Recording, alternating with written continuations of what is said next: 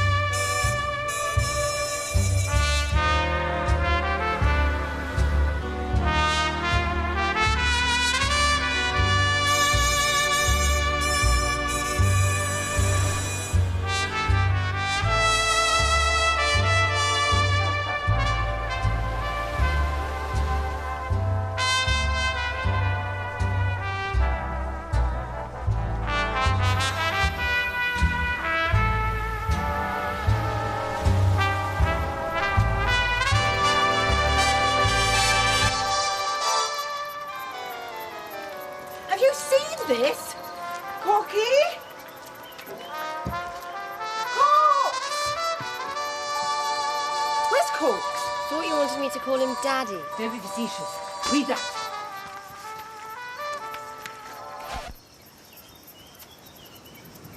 Some woman who was poor is now rich. What of it? Catherine Gray! She's my cousin, my first cousin. Never heard of her. No, well, we never had a tremendous amount in common. Why can't someone die and leave me £500,000? I'd spend it properly. And all the right tradesmen would be rewarded and fulfilled, and it'd all be lovely. Darling Mummy, always thinking of other people. I think I should invite Catherine to come and stay. Some Riviera sunshine might cheer her up. Anyone asks me what I get from my mother, and I'll say shamelessness. Pull your weight, darling, or that really will be all you get.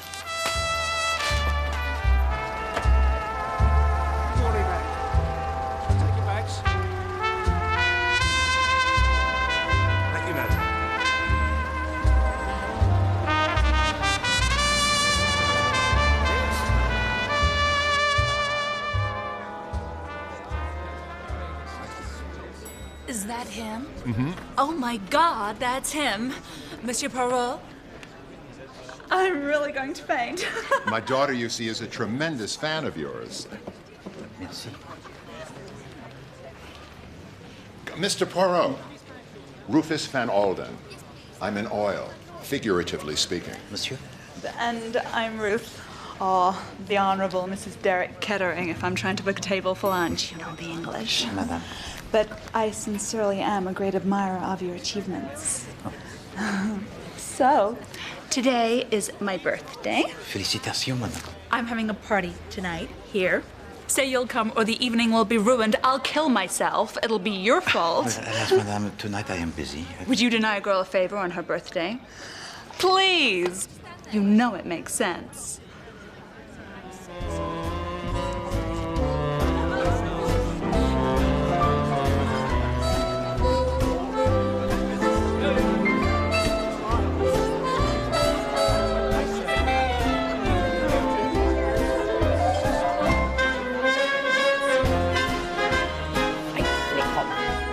Was a raging lesbian.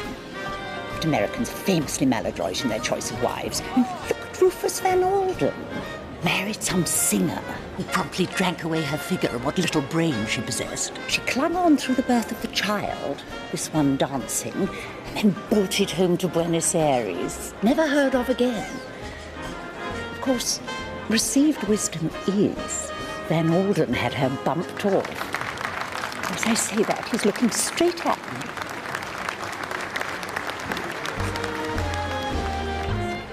Madame? Isn't she fabulous? Monsieur Van Aldina. Look at her go. I see that you adore her. To the brink of dementia, where she tends to keep me. And to purchase for her a jewel of such magnificence as the heart of fire. Sharper than diamond, redder than blood. I'm impressed. You clearly know your stones. No, centuries of passion and duplicité attend this stone. Betrayal, murder. Alors, it is a celebrity. Getting the thing was certainly entertaining. Drink, please, sir. Merci.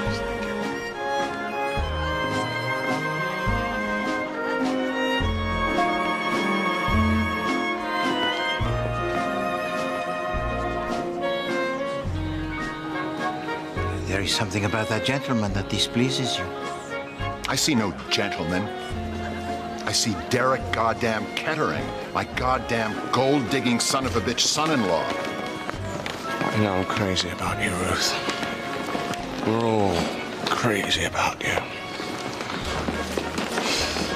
Some of us are just crazy. You're embarrassing me. You're aristocracy now, darling. You don't get embarrassed. You set the tone.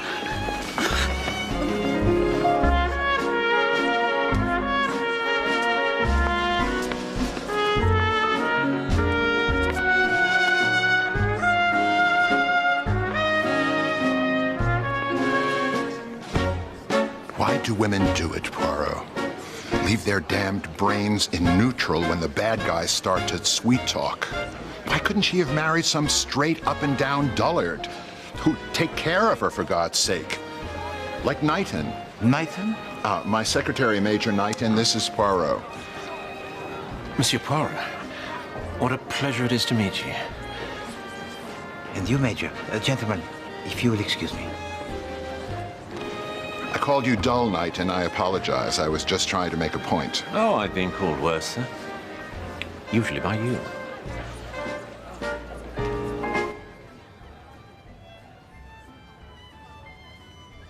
Card.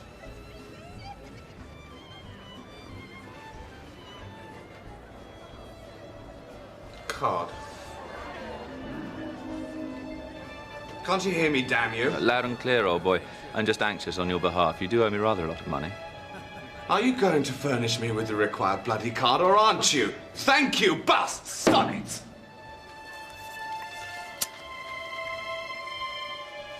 Another hand. It may be your style to kick a fellow when he's down, Kettering, but it isn't mine.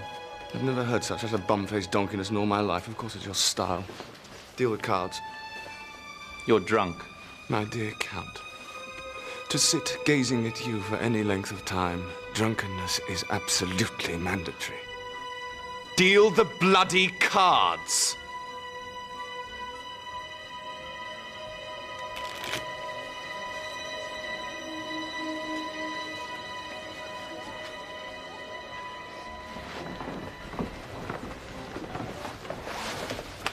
Merci. Merci.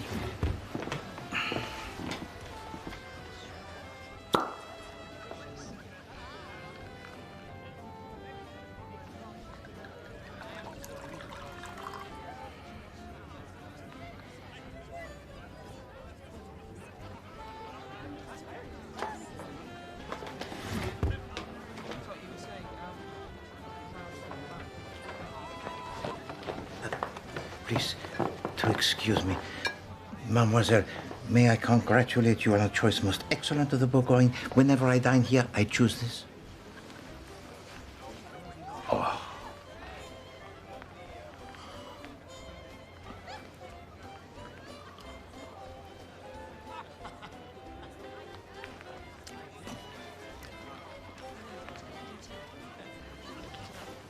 Merci. Please to forgive me, that was presumptuous in the extreme. Not at all. It's obvious that I'm grotesquely out of place here. Au contraire, mademoiselle. You fit this surrounding but to perfection. Permit me to introduce myself. Hercule Poirot. Catherine Gray. Mademoiselle.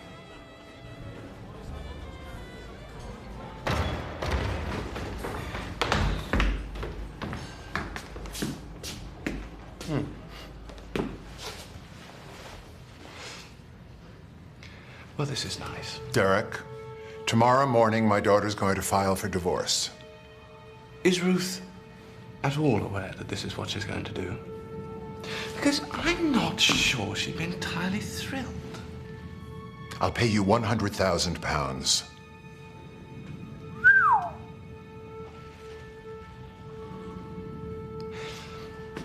Is that your best offer? That's my only offer. Well, old boy, I'll tell you what. Why don't you take your loose change and shove it up your dreary colonial arse. This has all been frightfully amusing. But my wife will be wondering where I've got to.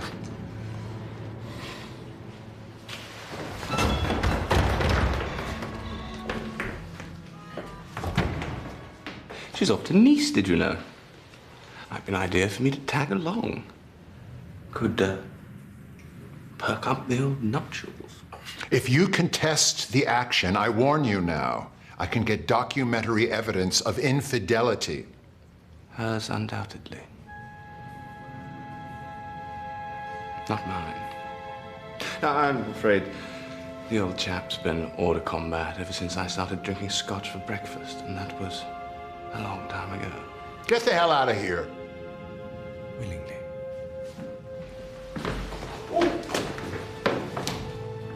Marvelous party. One day, there I was in the back of beyond, looking after a cantankerous, rich old lady. Next day, I'm one myself. No. I dispute all. But it is curious, monsieur. When someone who's never had much money, and never much cared, suddenly comes into a lot, and crowds of relatives one's never been particularly aware of all start being terrifically hospitable. No, you do yourself the grave disservice to say such a thing. No, I'm serious. Lady Tamplin, a cousin of mine I've met once, I think, in my adult life, has invited me to stay at her house in the Riviera. Oh. Hence all this. I thought I'd better have a day or two in London to mug up, wear a dress I didn't actually make myself.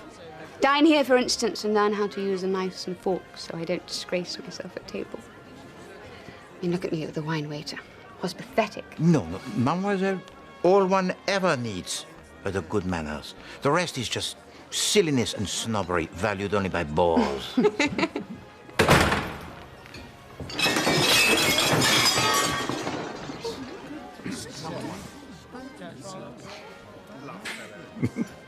So you travel by what, the blue train? Oh, yes, I do, tomorrow. So do I? No! Mais oui. Oh, you know, it is beyond measure delightful, mademoiselle, that I may have en route the pleasure of your conversation. You can steer me through all the knives and forks. Wait, I shall be your avuncular. Oh, yes. An avuncular. Oh, that's exactly what I need. Alors? Papa Poirot. He is at your disposal.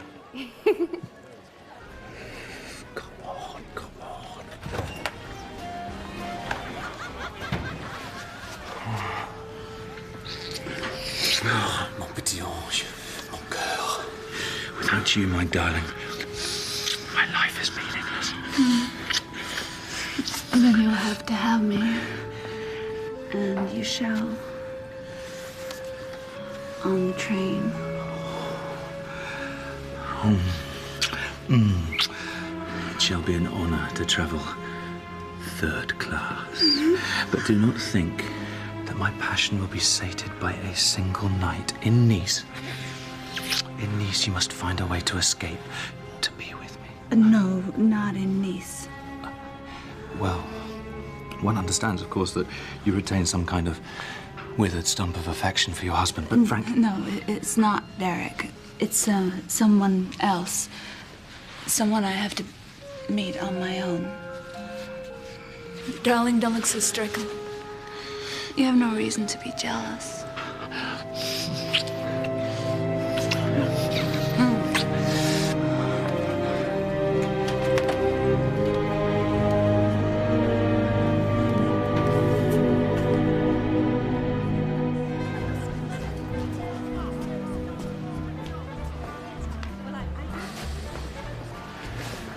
That looks painful.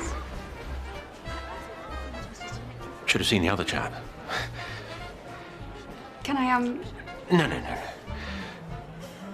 How very kind of you. No, I'm fine. Old news, no discomfort.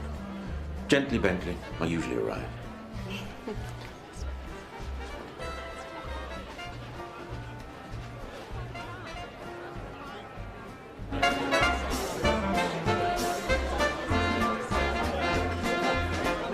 Miss Mercy?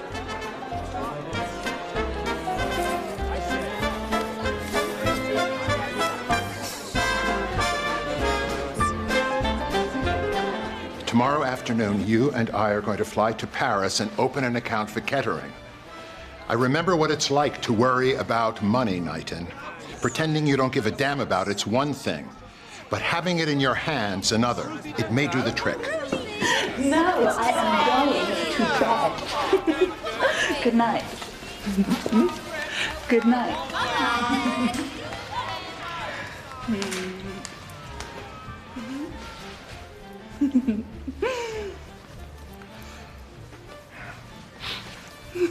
Stoles being worn vertically this season. Good party, madam? Wonderful, thank you, Mason. Really wonderful, Daddy. Thank you so much.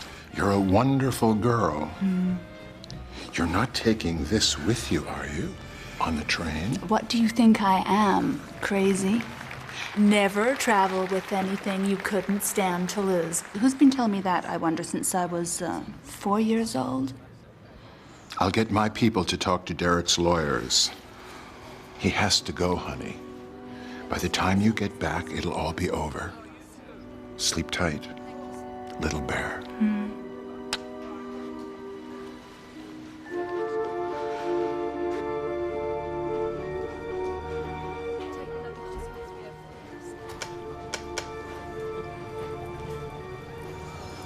Better put that somewhere safe, Mason. Yes, madam. Will we be taking it with us or leaving it? Taking it.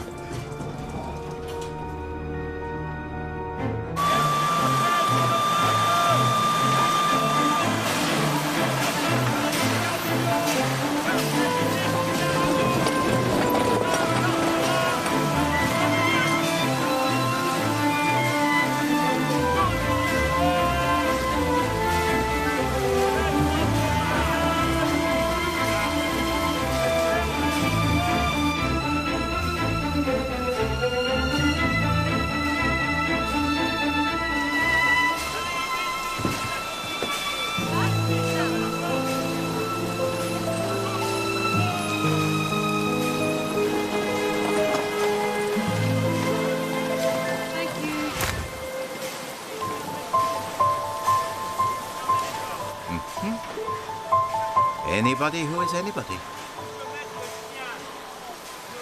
Monsieur Poirot? Entrez, mademoiselle. I'm so sorry to disturb you, but I was wondering, in the case of the artichokes, is it the fork like this, or like this? It was a joke, monsieur. I'm teasing you.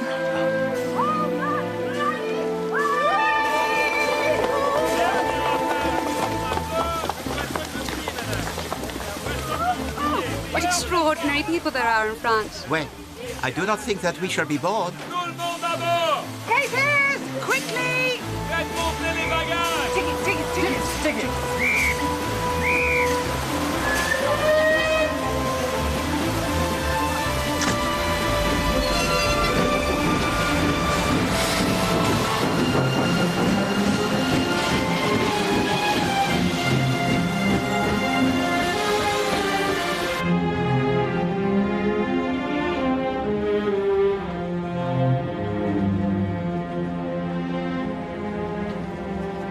Darling, what a business! Sorry? That poor old bat popping her clogs in the bath and you being the one to find her. It's Rosie Templin. Don't you recognize me, darling? It has been a while. One lived in hope that you might pop down to see us in Nice. But one quite understands how frantically busy you must have been down in Surrey. Hampshire. Absolutely. Anyway, Corky and I thought we simply must make the most of you now that we've managed to drag you to the continent. So why not surprise you on the train? Voila! Do you speak French at all? Don't give it a moment's thought. All the right people speak English. Ah, here they are at last. Catherine, my daughter Lennox, and this infant is my husband, Corky. He's not my father, obviously. Lord, no. That would be the astonishment of science. Yeah. I'm, what am I, darling? I'm husband number 4. Give or take a brace. Catherine, tell you what.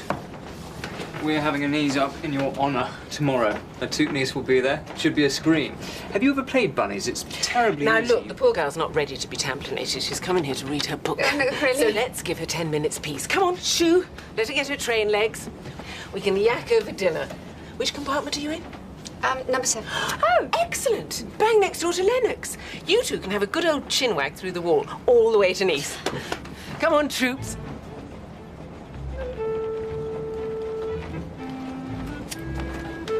Following wind. She's a bit of a cracker. Don't get too comfortable. We're not here to enjoy ourselves.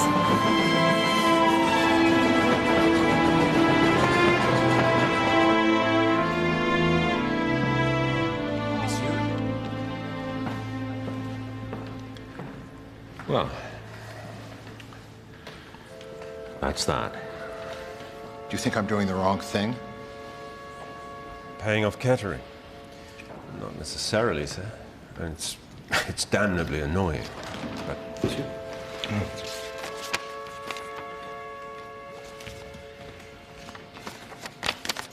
I need a long bath to wash this dirty business off of me. Then I'm going to go to sleep. I don't yet need anyone to help me with any of the above, so I'll say goodnight. Well, if you're sure, sir. Well, sure, I'm sure, but you kick the gong around, Richard. Tab's on me. This is Paris. Somebody's got to have a good time.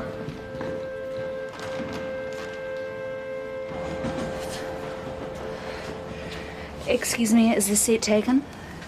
Oh, I'm sorry. I was expecting someone. Well, as soon as you see him, holler, and I'll budge. I like to get my postcards written before the vacation starts, you know? God, I'm bored. Of course you're bored, darling. It's your hormones. Cookie, why don't you go and find a little friend to play with? Hmm?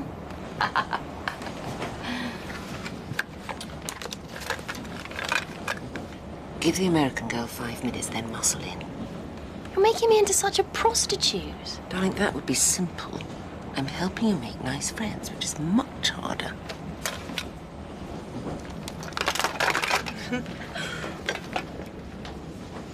He's my man. I love him. And no, he is not my husband.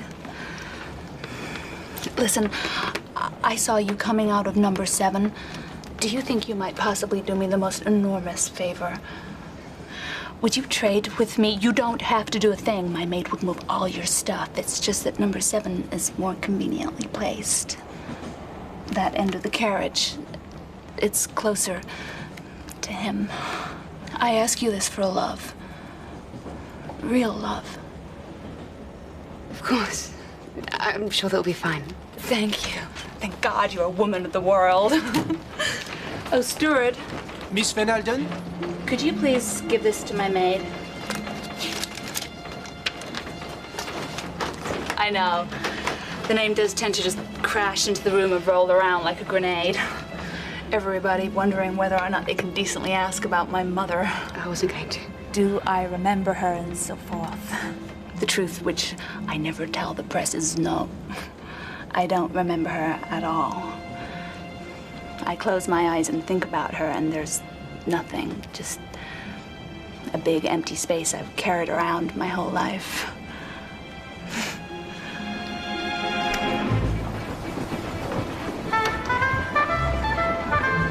Désolé, monsieur.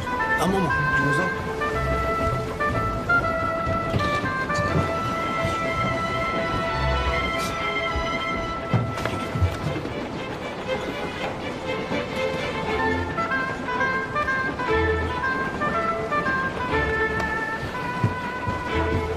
Ignite me. La voie est libre, monsieur. Excusez-moi. Merci.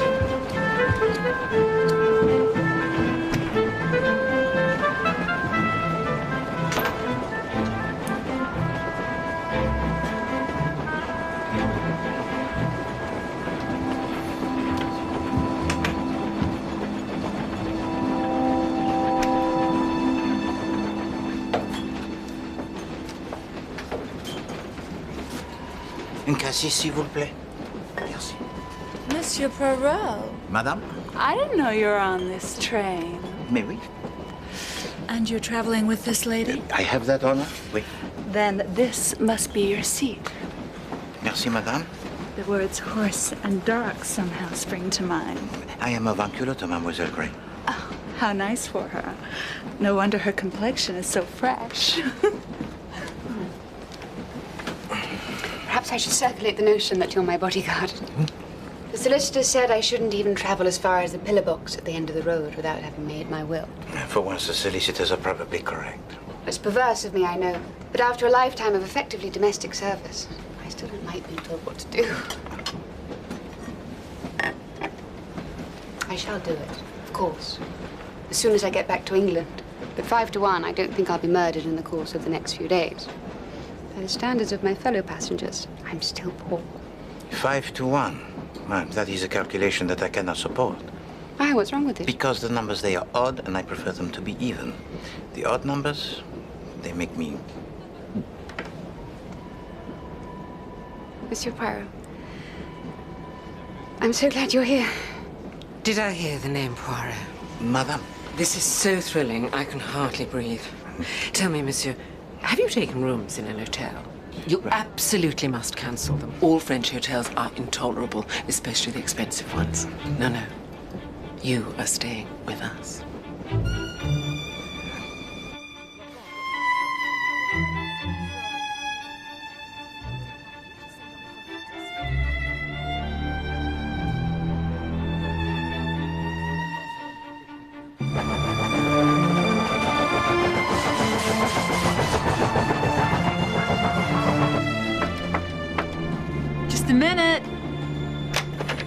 Mrs. Kettering says just Mr. Kettering heard. He's already had the privilege of seeing his wife's neck naked. I can manage.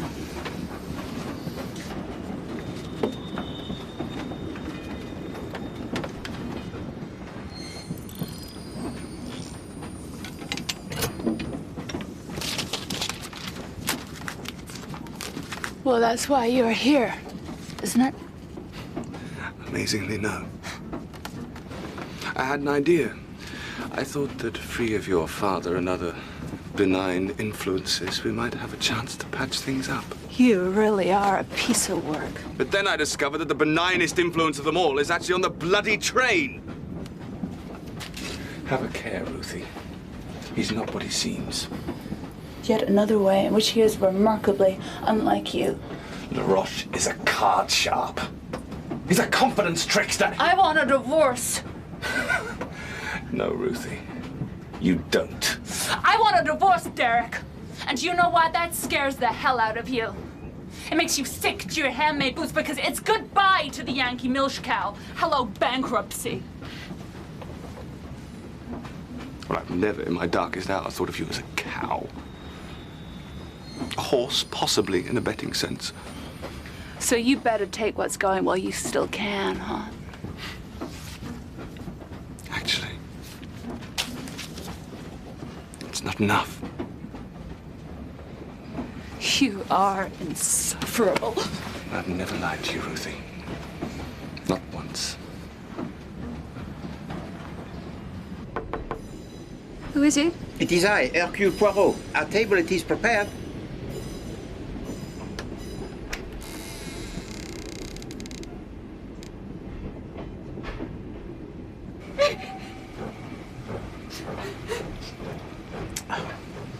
You see, mademoiselle,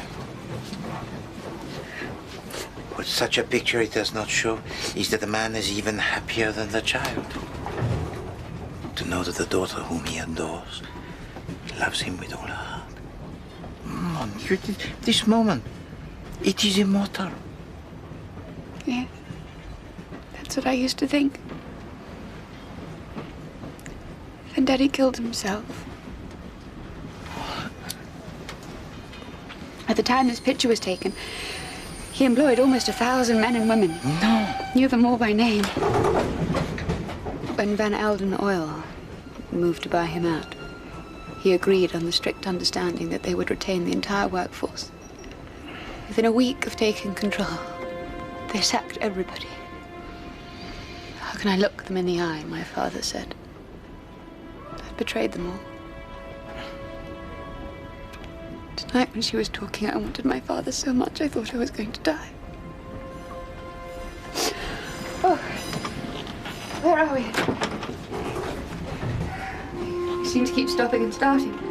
Well, at the moment, we travel around Paris on the Ceinture. The suburbs through which we must creep. It is frustratingly slow. I think I might give the knives and forks a miss tonight. Feeling a bit washed out. Do you mind awfully? No, not at all. I am at your service, Mademoiselle Gray.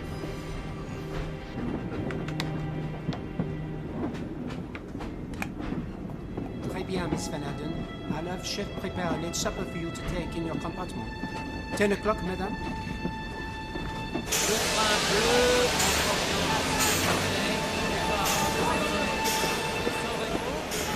Cards? Corky, listen to me.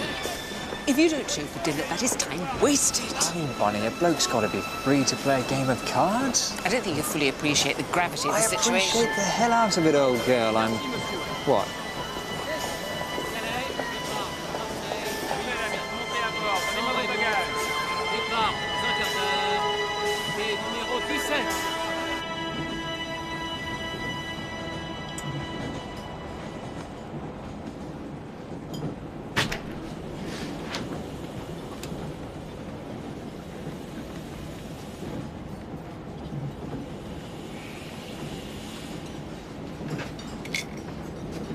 Is Catherine awfully unwell? Oh, how frantically boring for her. Please don't get up.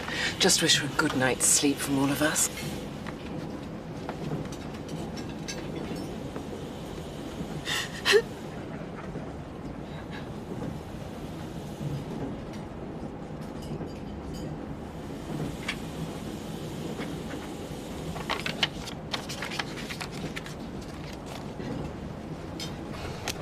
That's me, girls. I'm out. Stakes are getting a bit hairy for the corker. But don't let me put the brakes on you fellas. You crack on. I think this gentleman's had enough. Deal the cards.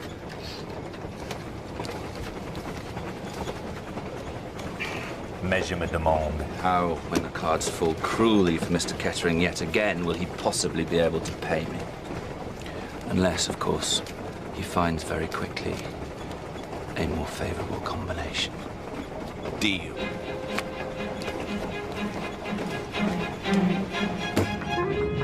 Miss Van Aldina?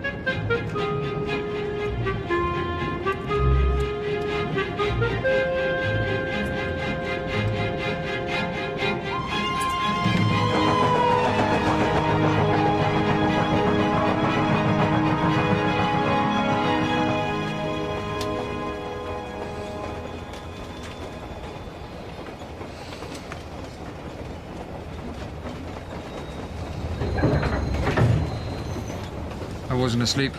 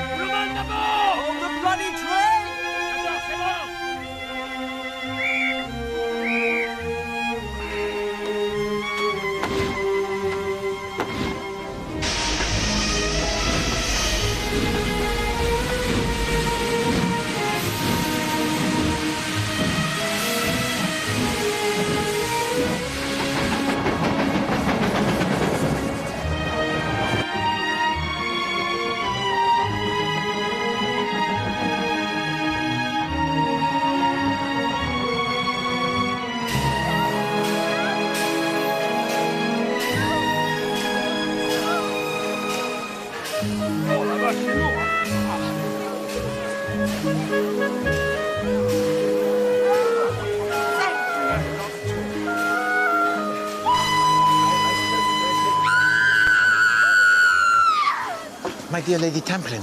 Don't. I think I'm going to be sick. Whatever is the matter, Lady Templin? Oh, God, Catherine. What has happened to Mademoiselle Gray? She... Oh, my God. I shouldn't have to look at all that blood.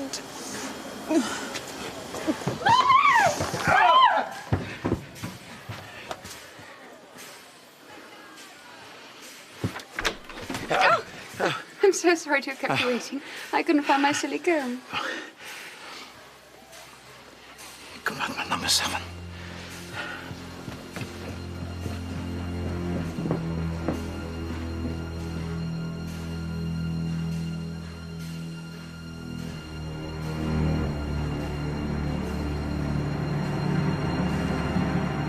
Miss Van Aldina, sir. But who can tell, mon ami? Who can tell?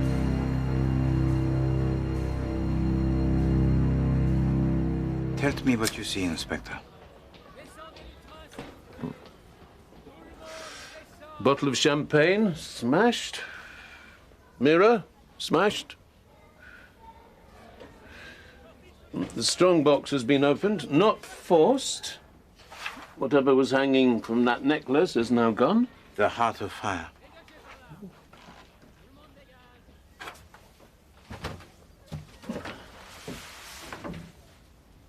A face? Well, there isn't one. She's been hit so many times, there's nothing left.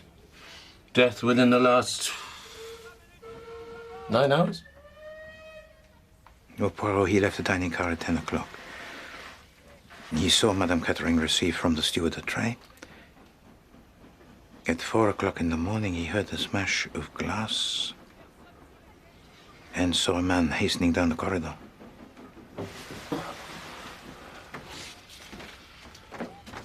Envoyez le garçon en cabine. I think she had a man in here. The woman had a servant of some description. A maid, but she is gone. Missing jewels, missing maid. No, she left the train at Paris with the Gare de Lyon. To clear the way for Loverboy, yes? Coffee. The brain doesn't work without coffee.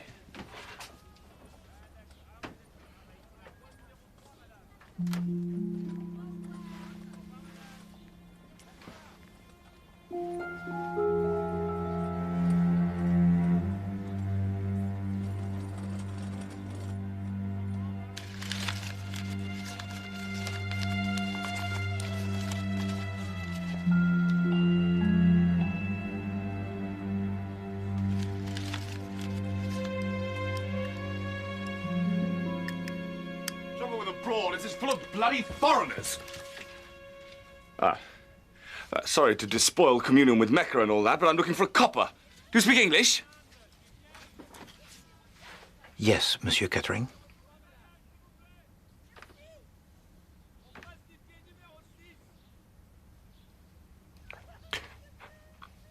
Who is that under there? Oh, my dear God. Ruth. My darling Ruth.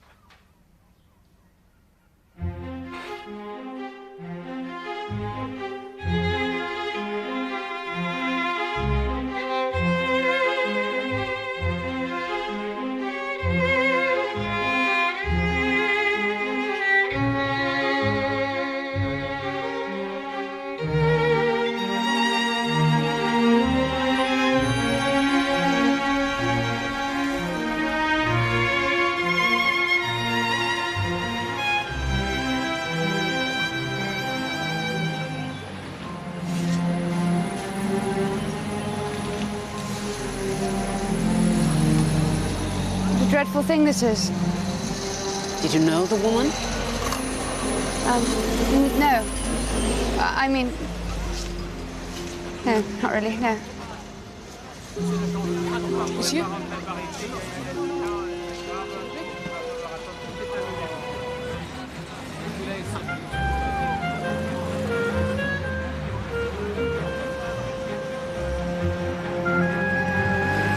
Mademoiselle? What we all need is a bloody stiff drink. Here, I'll get the mocha. No, if you please. If you please. I'm afraid the drink, it will have to wait. The inspector wishes all passengers to remain here for interview. Oh, what rot. Fellow can wish all he likes. We're British citizens. Isn't there something in the passport about His Majesty requests and requires we don't have to fanny about with foreign policemen? No. Oh, God. How grim.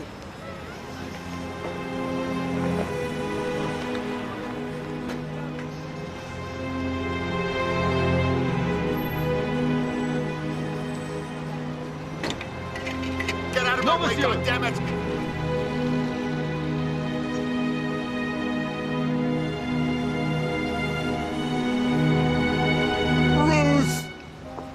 Non, monsieur, non, non, calmez-vous, calmez-vous, monsieur.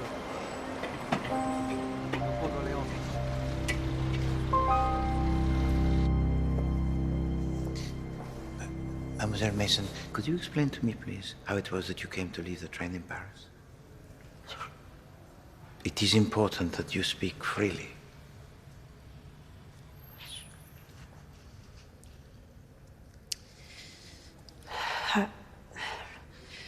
I was dressing Madam for dinner when there was a knock on the door, and she says, "Wait."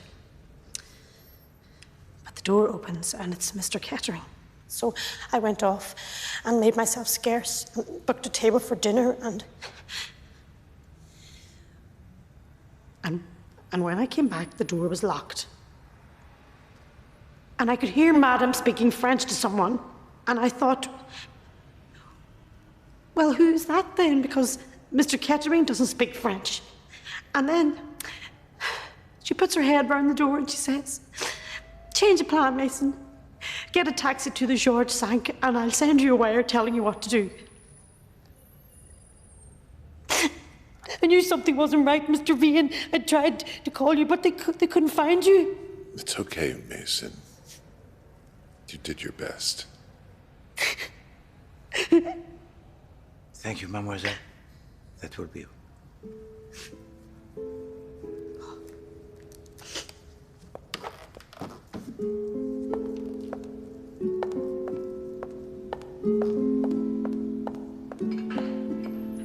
I think she's lying. She was there, actually. What?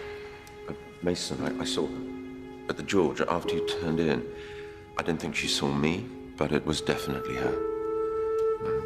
I should have said hello, but I didn't awfully want the company.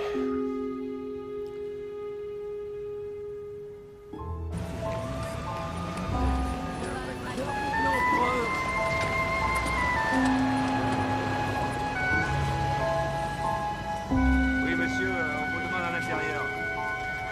Ça va?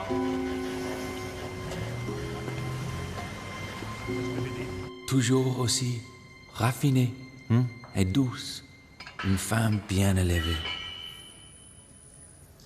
You are most welcome, Monsieur Kettering.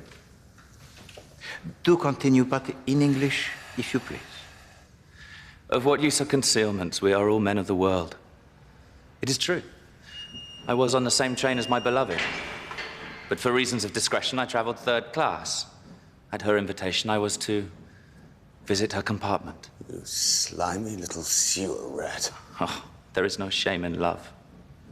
My beloved had arranged an exchange of premises in order to facilitate our assignation. She finds such things amusing.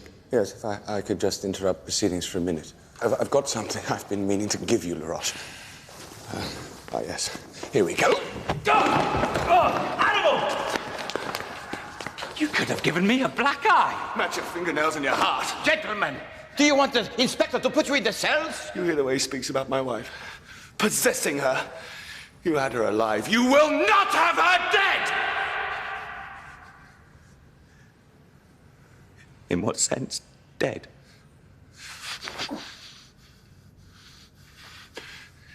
In the sense that someone has smashed her face in with a hammer. I thought you were investigating a theft. Is that really what you thought? You crook. You'd have the nipple off your mother's tip. How could I possibly have stolen anything, you imbecile, when I spent the entire evening marinating in your company? This is true? You were together all of the time?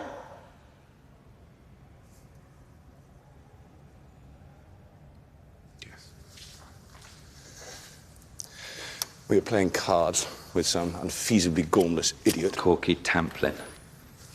Apart from for 5 minutes, and I might as well say this before Mason squeals on me if she hasn't already, when I knocked on Ruth's door and had a blazing row with her.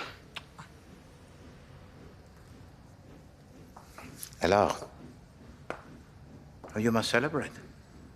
Order the champagne.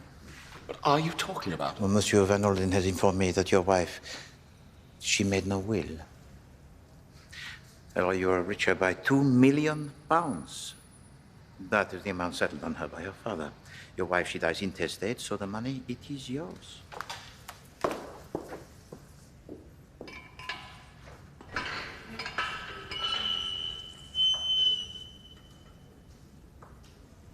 Je vous félicite.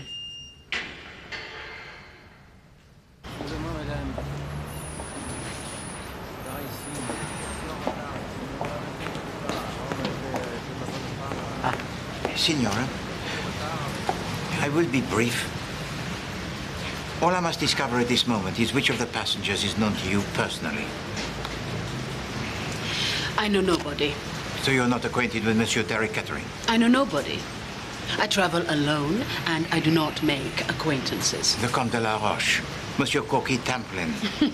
Men always believe that sheer persistence will get them what they think they want. It has no dignity, and it does not work. Ruth Kettering. Mademoiselle Catherine Gray. I was in bed all night. If you seek corroboration, interrogate my pillow. Am I free to go? For the present, Signora, we are all free. Excuse me. On the contrary, it'd be ghastly not to be interrogated when it's so fashionable. Mind you, I can't see the point.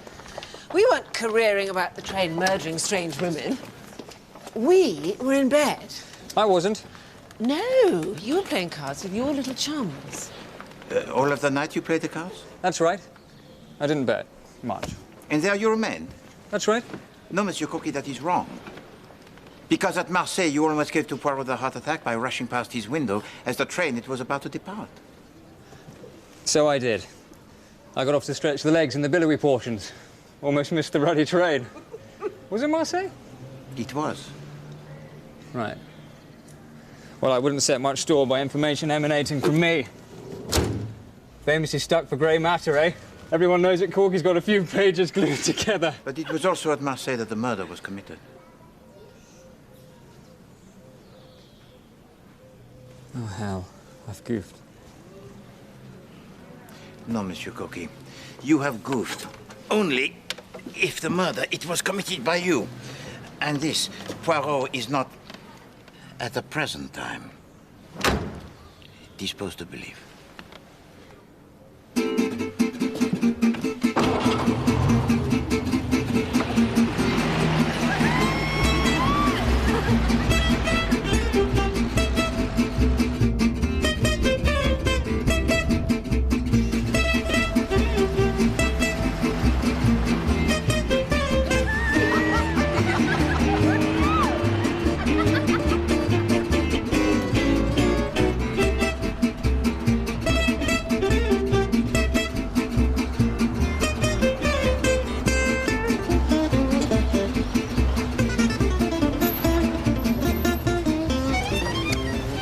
Goodness, Rosamond, what a glorious place. It is rather splendid, in a shabby sort of way. We're revoltingly happy here. Now, Catherine, Monsieur, there are only 2 rules at the Villa Marguerite. You shall be comfortable, and you shall not be hungry. Or thirsty, by God. That is most kind, Monsieur.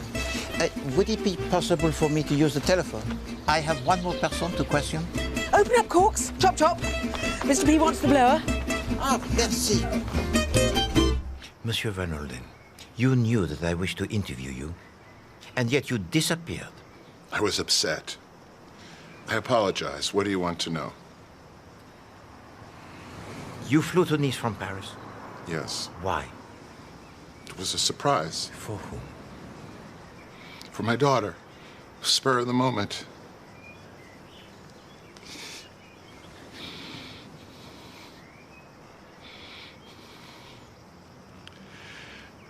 I took a plane from Paris to Nice. Oh, come on, you can talk to the pilot. Oh, are you going to say that someone as wealthy as me could have bribed the pilot? Could you not? Of course I could. I could bribe the damn President of the United States to dance naked on the White House steps. I was not on the train, Poirot. Take it or leave it. Dear Mr. Van Aldina, you poor thing. I absolutely insist you stay with us tonight. You need company, you need distraction. You're at the Villa Marguerite now, Mr. Van Aldina. Things here are as right as rain. You'll see.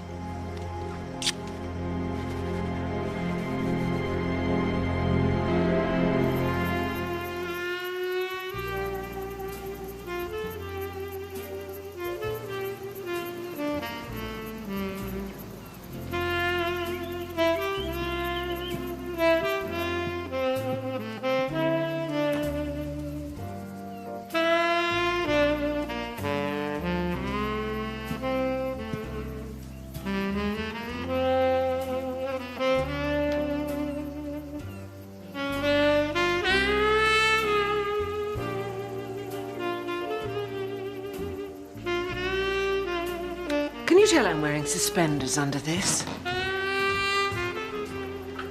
Yes. Excellent.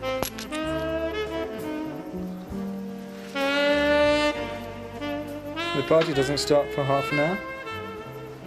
You're like a little puppy, really, aren't you? Down. I'm cross with you. Why? Did I forget something?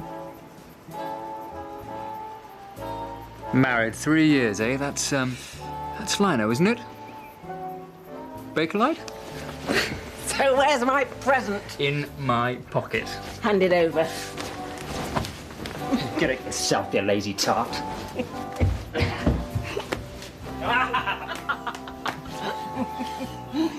Better be something down here apart from the usual nonsense.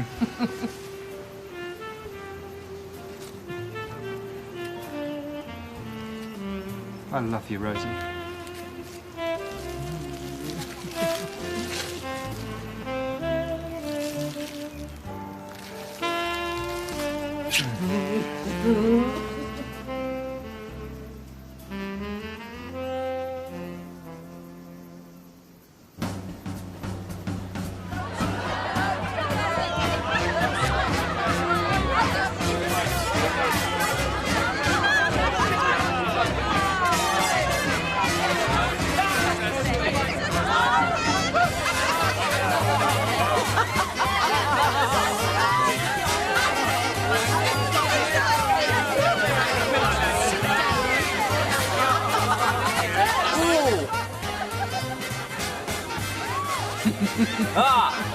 Here, Poirot. This is local. We call it the infuriator. This will put lead into your little propelling pencil. No, merci. Merci. I must circulate the grog before I drink it all myself. Look here! I accuse you of being my wife, and I demand the right to be kissed.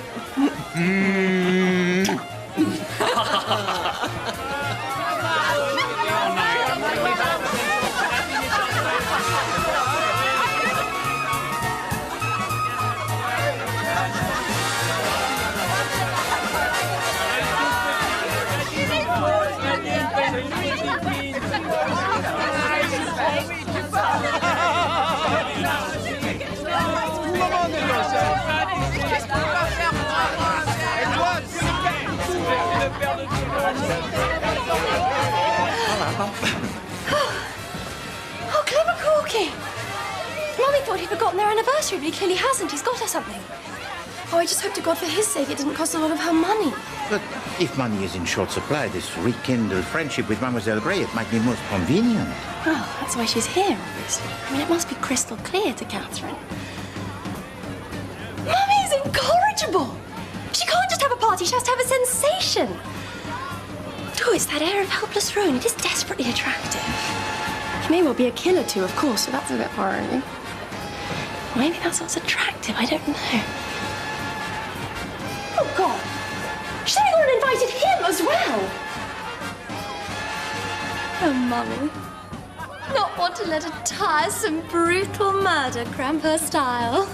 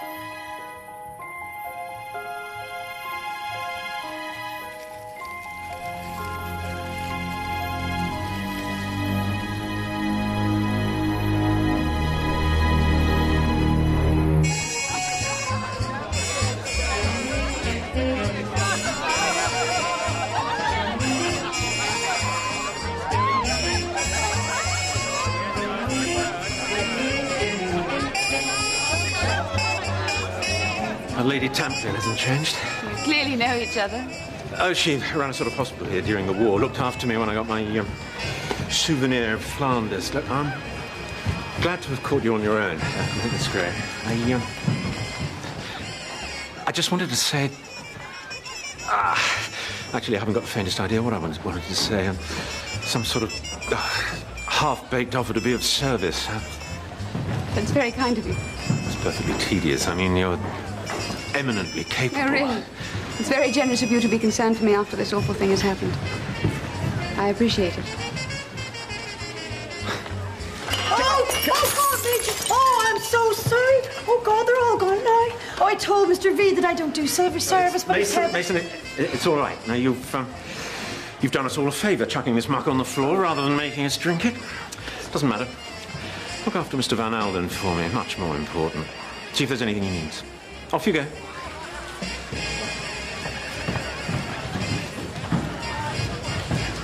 Have you seen, Major, that Lady Tamplin has invited the murderer? She's a very thoughtful hostess. Clara, she's not the murderer. How do you... Order and method. These are the armaments of Poirot. Oh, I should probably...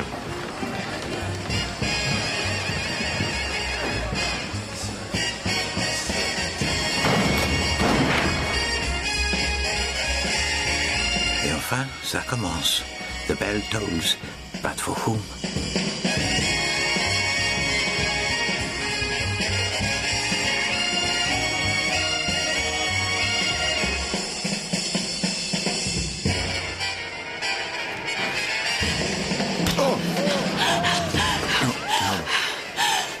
Good evening, Morel. How dare you keep that from me? From me!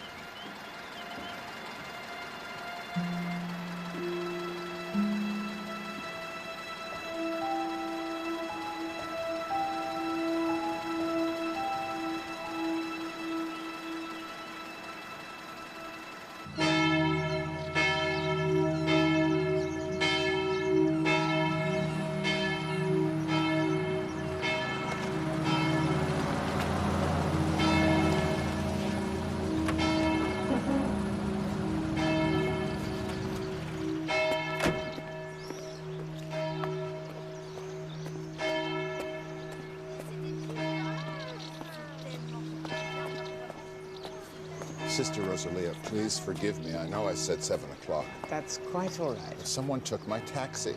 Yes, your representative. He warned us that you would be a little late. My representative?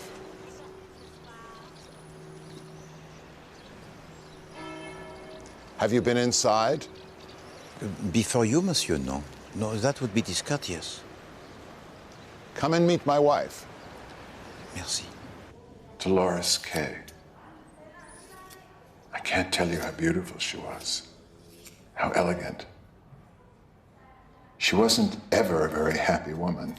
When Ruth was born, she tried to smuggle her home to Argentina in a suitcase. It almost killed the baby. And you sent her to this place? Sister Rosalia promised that if Ruth ever found out that I lied to her, or ever tried to contact Dolores, she'd call me. Oh, this is why you flew to Nice. Your daughter, she had discovered that her mother was alive, huh? And you wanted to dissuade her from coming here. Dissuade her, Poirot. Not slaughter her in cold blood. Allez, Jeanne. Viens, viens.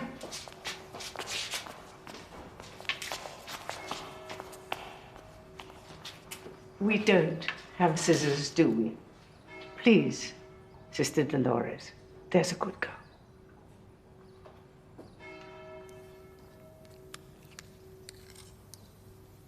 Thank you. You didn't think I had her committed here as an inmate, did you? No, Dolores is management. She's not unhappy here.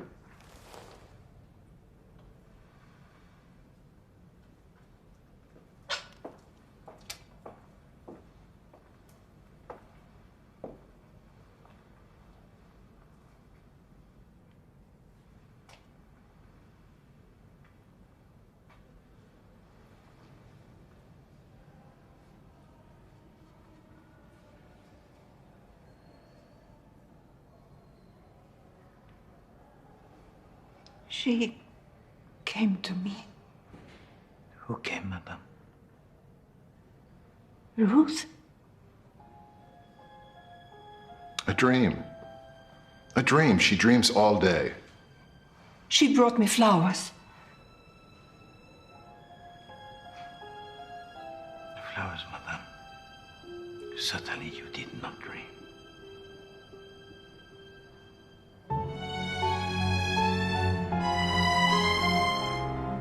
Well, what we actually have is a faceless corpse. So... All right, what if she faked it?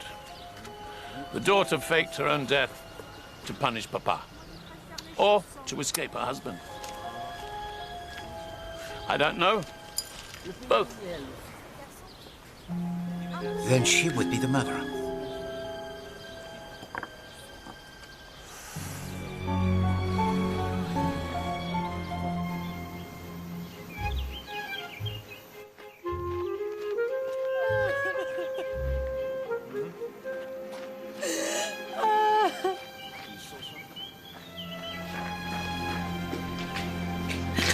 Mademoiselle! Oh, mademoiselle! Oh, Monsieur Poirot, I'm so sorry. I won't go to prison, will I? Not at all, mademoiselle. Not at all. Mason thinks she's remembered something. I don't think. I have. My dear Mademoiselle Mason, what is it that you recall?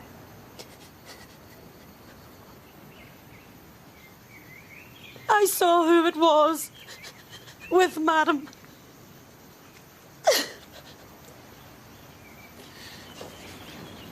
This is most important, mademoiselle. You are absolutely certain. Yes. Yes. It was him. It was him, all right, in the compartment. It was Mr. Kettering. That's it. Find the bastard and tell him he's arrested. Monsieur Van Aldina, if I might have a moment? No! God damn it, Poirot, I've had it with your moments. We have a witness who says she saw Kettering in my daughter's compartment. I want the son of a bitch locked up.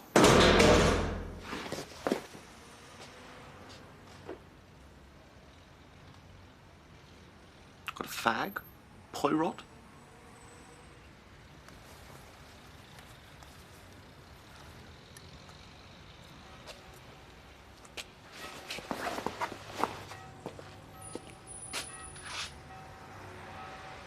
Couple of doofers, if that's all right. Doofers? Do for later. Each time we meet, Monsieur Kettering, I learn something useful.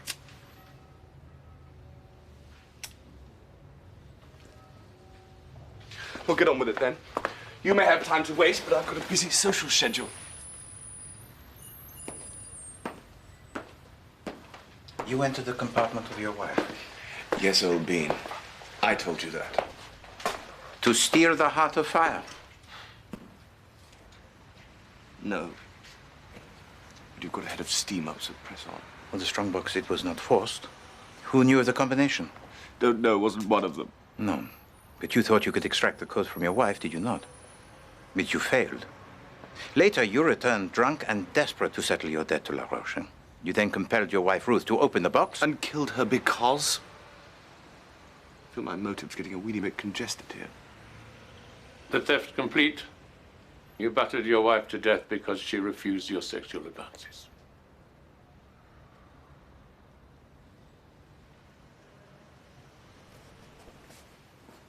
If you actually believe any of that, then I can't talk to you. No, you can talk to me. Well, amusingly enough, you're not entirely wrong. But it was La Roche planned to pinch the heart. Spanner in the works was Ruth poling up to the station with that dirty great safe. He hadn't banked on that. Had to think again. Fortunately, there I was. So he offered me a deal. The entire debt written off like that in exchange for the combination. How could I fail to accept? Easy. I didn't know the code. I told him to sling his hook. However, once a chap's got the habit of counting cards, he finds patterns in everything.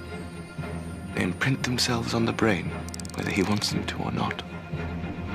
And lo, there came a point in the evening where that pattern was the only asset I possessed.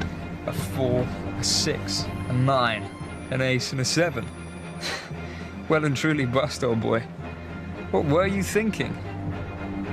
But La Roche knew the combination. So what went wrong?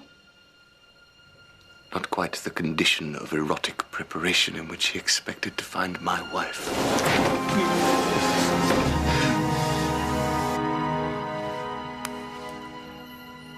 I was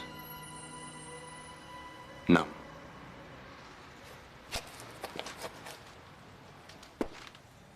But he rallied quickly enough, pointed out that things wouldn't look exactly ideal for either of us. That we should agree there and then that neither of us ever left that compartment. So, according to La Roche, he ain't your man. Shame. I'd borrow good money to see him hanged.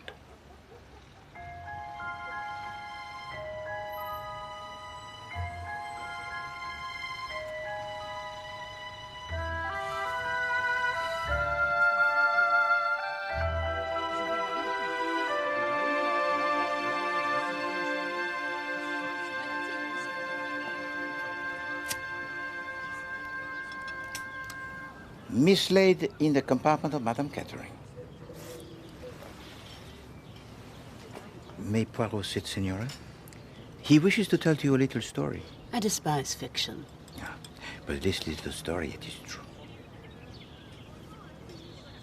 It is about Monsieur Rufus Van Aldina, a man of authority, accustomed to acquiring whatever he wants, whenever he wants it.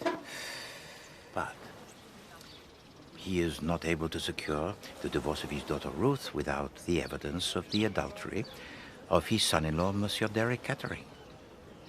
Alors, he learns that his son-in-law plans to join his daughter Ruth on the blue train. I don't know any of these people. And you know, he does a thing most extraordinary.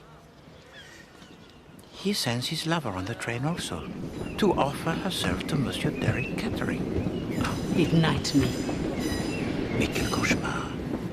The plan, it fails, huh? Monsieur Catering proves immune to her powerful charms because he has a secret that nobody else knows.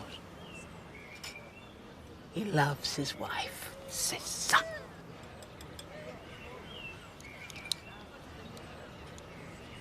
Why did you enter the compartment of Madame Catering? That was weakness. I wanted to see her things.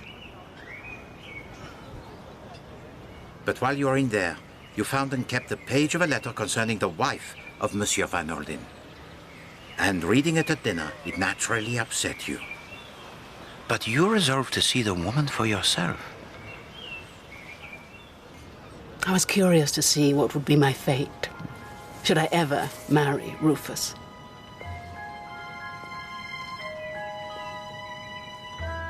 She was convinced that I was her daughter. Colorblind, as well as mad. However, it seemed cruel to disabuse her. Her life has been sufficiently unfortunate. Well, that was kind. I spent most of my life being kind, monsieur. Mostly to men of about your age. And look where it has got me. Whoring for no pay. Life. Grossly overrated, I find.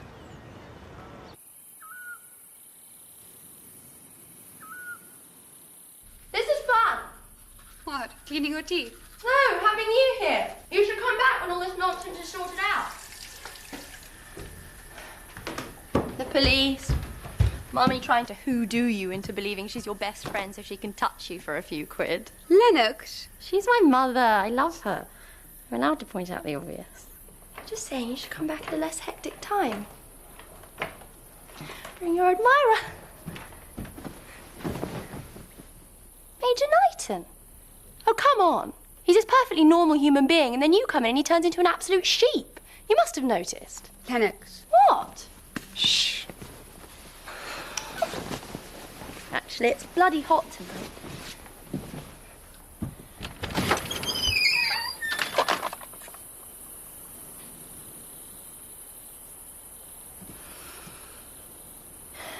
That's better.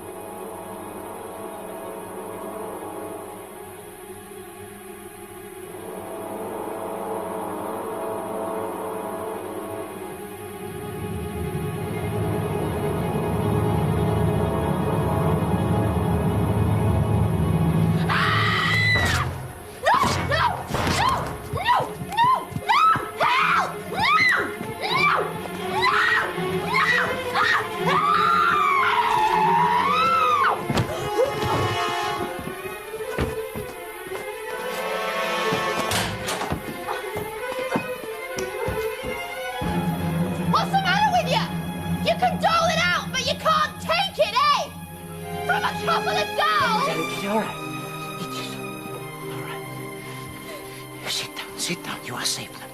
You are safe. Well, it was thrilling.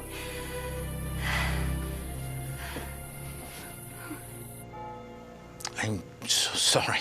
It's all right. There's really, do you know, there's really no need for me to be lying in bed. I feel fine.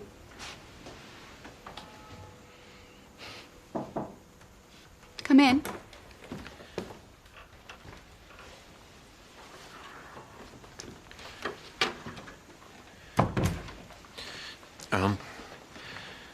Six sugars.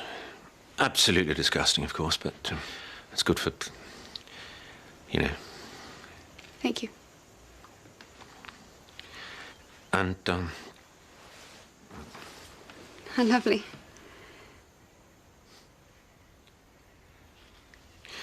Monsieur, sorry, but do you have any idea why Miss Grey was attacked?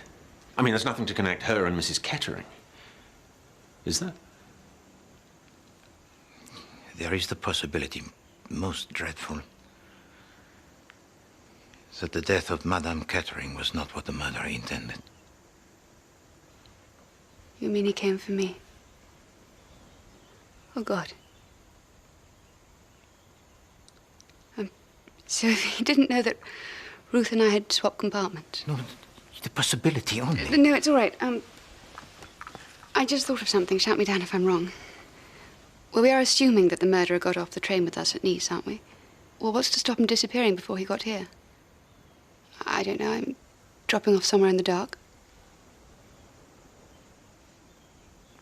Mademoiselle Gray, you must excuse me. Major Nathan, au revoir.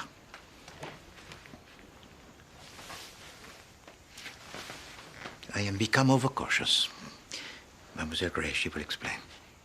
Excuse me.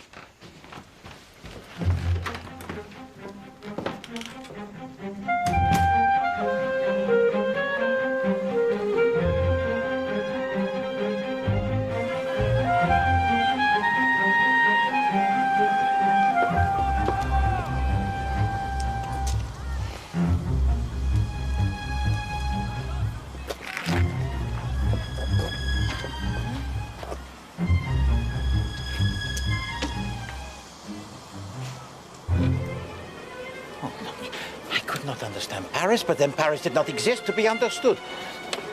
You know, in the concealment of a crime, it is a phenomenon most curious when one fact, it supports another fact, and neither of them are facts at all. S'il vous plaît. Merci. You must go to the Villa Marguerite at once, hein? C'est très urgent. Très urgent.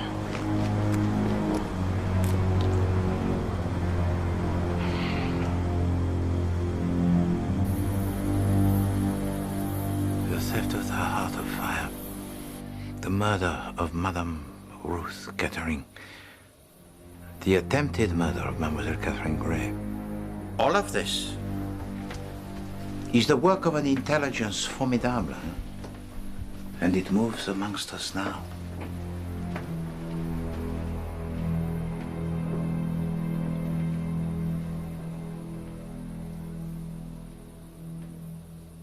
Signora Malassi, you are 40 years of age. So it is not unreasonable that you should wish that Monsieur Rufus Van Aldina should formalize your relations. You could yet provide him with an heir. Now look here, goddammit. S'il vous plaît. This mauvais moment for you all can only be prolonged by interruption. I advise against it. And yet he makes no move to do so. Because he already has an heiress. His daughter, to whom he is devoted most extravagantly. I think we can agree I'm not short on motive. Or opportunity. By your own admission, you entered the compartment of Madame Ruth Kettering and rifled through her possessions. Oh, you had the desire, Signora, and the passion nécessaire to commit a crime of such atrocity. Et ça, c'est la vérité. Nevertheless, I did not do it. Finished with the lady, Poirot? Feel like picking on someone your own size? D'accord. The conduct of your daughter, monsieur, it humiliates you, hein? Her marriage catastrophic? Her liaison ridiculous with La Roche?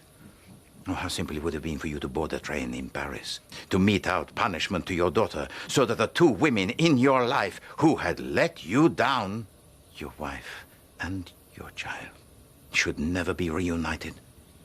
And then to steal the heart of fire, for you are the one man on earth to whom its value means completely nothing. And then what, to simply throw it out of the window? To disguise your crime that was most barbarous as mere thievery.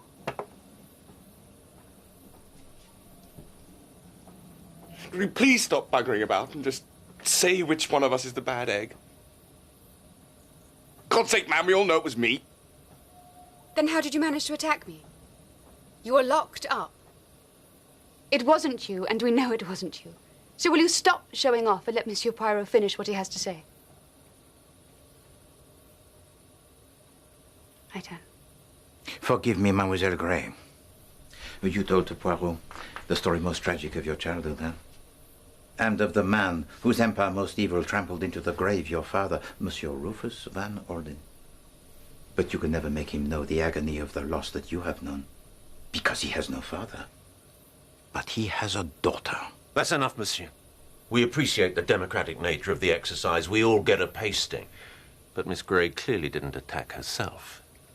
And I think you should desist. The gallant Major Knighton, whose loyalty knows no bounds. Not strictly true, monsieur. I'm not really in the business of slaughtering my employer's offspring. On anybody's orders. You know, on the principle that the least likely suspect is most probably guilty, your stock is high. He was at the hotel in Paris. But of course. You know, even the memory of Poirot, it needs refreshing.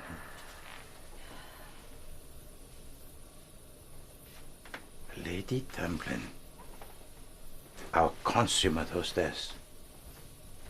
Alas for you that you are embarrassed financially. How dare you? Is it possible that you dispatched the wrong woman? What are you drivelling about? Well, surely you meant to kill Mademoiselle Catherine Grey. Well, should she die before her return to England to make a will, you would be the rightful inheritor of the estate. Rot! And bloody cheeky, if you don't mind my saying so. And Mademoiselle Lennox, instructed by your mother to make the great friendship with Mademoiselle Grey. You also... We're broke. And yet you travel in the Pullman car of the Blue Train. The bill for that is on my desk. Can't pay it. Royally buggered. But I was planning to touch her for a cheque, monsieur. Not murder her for her inheritance. Does this make things awkward between us? Oh, no, not at all. Oh, I am glad. You're really rather fun. I wouldn't want you to feel you couldn't come again. Ça suffit!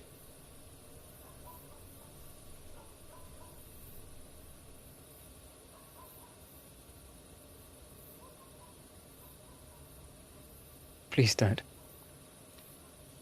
Monsieur Coquet, would you tell to Poirot how this came to be in your possession?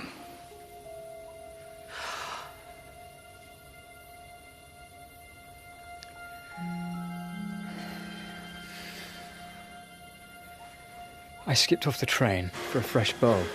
I was just about to get back on when, blow me, there it was, just sitting there on the rail, all sparkly.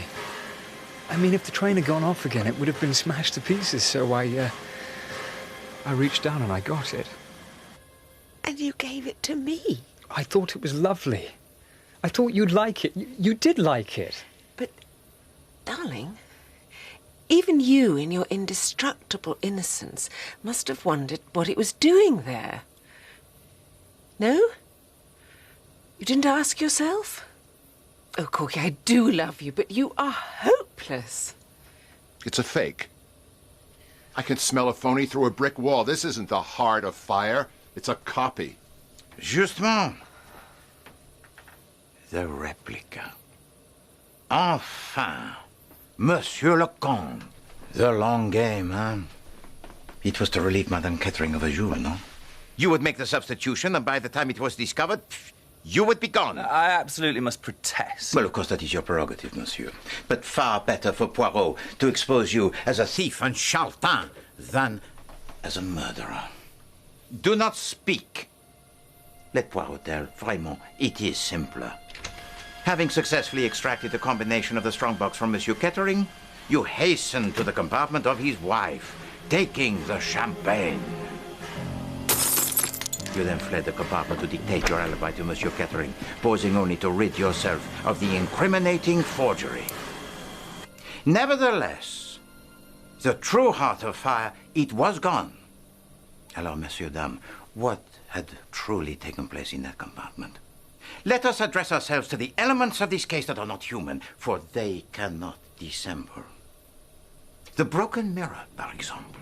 It was beneath the dinner tray. Miss Van Aldina? The dinner tray, therefore, it must have entered the compartment after the murder. But then who ordered the dinner tray? Not Ruth Kettering, but someone pretending to be her, behind whom Ruth already lay dead and faceless on the floor. Oh, we see those around us, and we think we know them. But we know nothing at all. Oh, my God! Bloody hell! I don't have to put up with being manhandled. You know, Poirot, he marveled at the strength and audacity of this thief and murderer. Of any adversary Poirot had ever known, oh, this killer was twice the man. But you know, Poirot did not realize how literally this was true. For mes amis, this murderer is not one person, but two persons, working together, sharing the same passion, the same sickness. I talk, of course, of Ada Mason, but also of the man who is her lover. And this man, he thinks he can escape Poirot. Not so. For he made one little mistake from which emanated a myriad of others. He fell in love. And for his partner, this was unendurable. For jealousy, as it so often does, throws open the door to murder. No!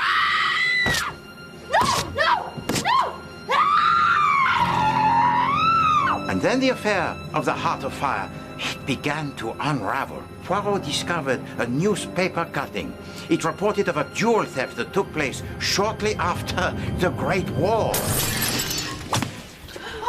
That hurt you, did it not, Major Knighton? Why? Because after you left the hospital at the Villa Marguerite in 1918, taking the jewels of Lady Tamplin with you, for this was the first theft in your career, your leg, it was completely healed. But this you told to no one, because then, as now, the misplaced sympathy and trust of others, it delights you. And so you charm your way to sit at the right hand of Monsieur Rufus Van Aldina. You employ your partner to become maid to his daughter, and voila! The target, it is surrounded. As the train, it traveled slowly around Paris, you climbed aboard. Mason admitted you to the compartment. Who is it? Me, madam. Just a minute. She had the combination. She could have taken the jewel at any time, but what you craved, both of you, was the savagery of murder, for it aroused you. And even when Madame Catherine was dead, the violence, it did not end. You, Knighton, destroyed the face of the poor woman so that doubt should be cast on her identity. And then somewhere in the darkness, you dropped from the train. In your pocket was the Heart of Fire. As the train approached the Gare de Lyon, the steward knocked at the compartment door and it was opened. Would Madame Catherine be dining? No. She would prefer the dinner tray. And for the maid, nothing. She would be putting her off at the next stop.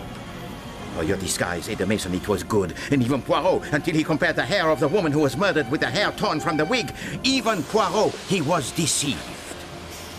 For although you made certain I observed you at the Gare de Lyon, you did not leave the train. No, you reboarded it. You did not leave until Marseille. You stayed on board thus far to receive the dinner tray in the guise of your employer. But now, there was sufficient distance from the time and place of the murder. You could leave the corpse to be discovered. Facts. The night in question, Ada Mason stays at the Georges V Hotel. Who says so? Major Knighton. But neither of you were there because you were here on the blue train, murdering Madame Ruth Kettering. Were you not? Monsieur Poirot. He has something up my throat. A razor blade, I think.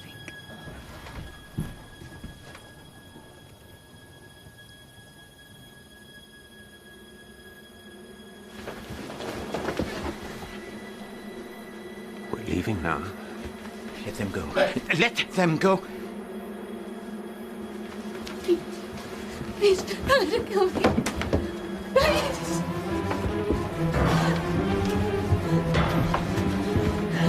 No closer!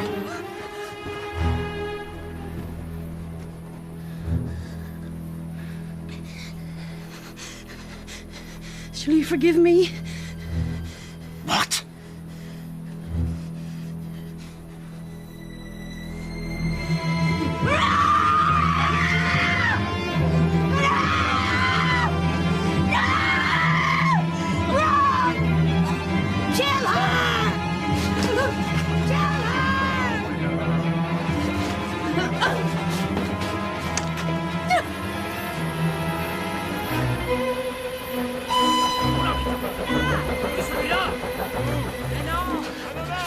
Transport, Catherine.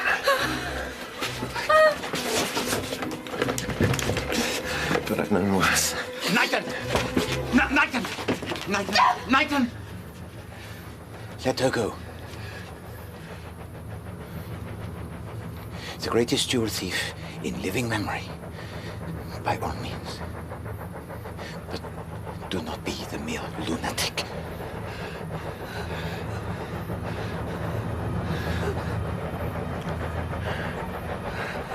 Sharper than diamond, Catherine. Redder than blood.